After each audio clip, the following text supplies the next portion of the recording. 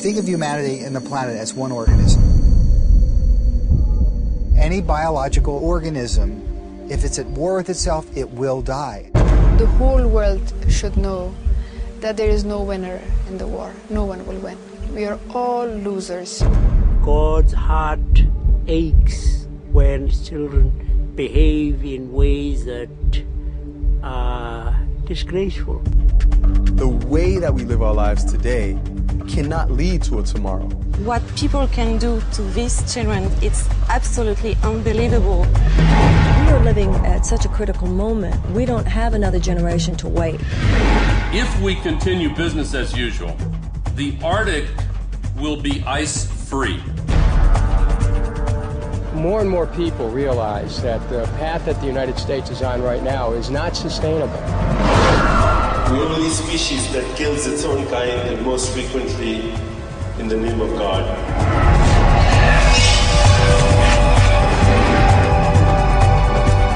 You know, there's a lot that needs to happen, and I think everyone senses the extreme urgency.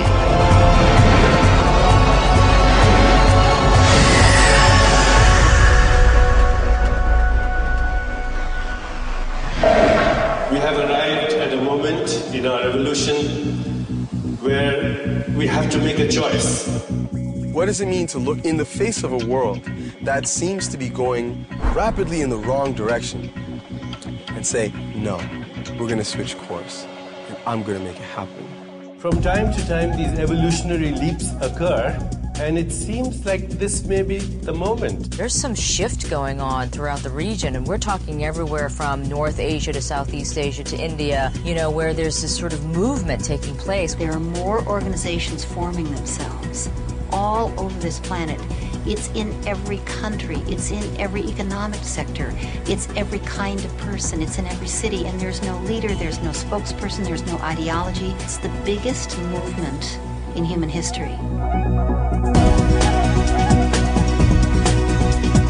Warren Buffett made a historic gift of more than $30 billion to the Bill and Melinda Gates Foundation. The top goal being going after the health and poverty issues. Who just pledged $3 billion to fight global warming. Please welcome on our satellite, Sir Richard Branson. Bono, of course, is U2's lead singer and a very well-known, a leading philanthropist. And their new initiative is called Product Red, and they have gotten some major companies like Apple, The Gap, and they're all on board to fight AIDS. This year's Nobel Peace Prize goes to Bangladeshi economist Muhammad Yunus and the Grameen Bank he founded back in 1983. They've lifted millions of people out of poverty, particularly women, through very small loans. Microcredit financing is estimated to have helped about 17 million people worldwide, one person making a very big difference in this world. I think we're going through a major transitional period. I've introduced legislation to create a cabinet-level Department of Peace, where we can make compassion part of the understanding of the work of a government. One day we'll wake up and discover we are family. The science is coming around and saying, yeah, we're seeing that, and the flow of the universe is unity and coherence, and that we're all connected. Everything's waking up, awakening our connection to something larger than ourselves. Young people have been the source of change over the eons around the world. Hope is a beautiful word. Young people in particular have a lot of hope. Gandhi said, if we are to have true peace in the world, it must begin with the children. The more interconnected we are, the more we can build a global network of young leaders. You don't need to be elected to be a leader. You don't have to have a Nobel Peace Prize in your hands to be a leader. That leadership is really about service. The world is going to change. The only question is, how is it going to change? Is it going to go for better or for worse? And that's entirely up to us. You know, sometimes we think of like, oh, well, oh my God, to be an activist, you've got to be a martyr and you've got to suffer and it's going to be so hard.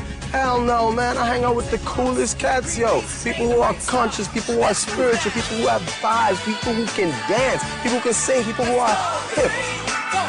And I want young people around the world to know that, yeah, making a change, making the world a better place is not only your responsibility, it is your joy, it is your blessing, it's your gift, it's your opportunity to make your life mean something. So take it. We're going round the bend into a new world. coming through. Keep your mind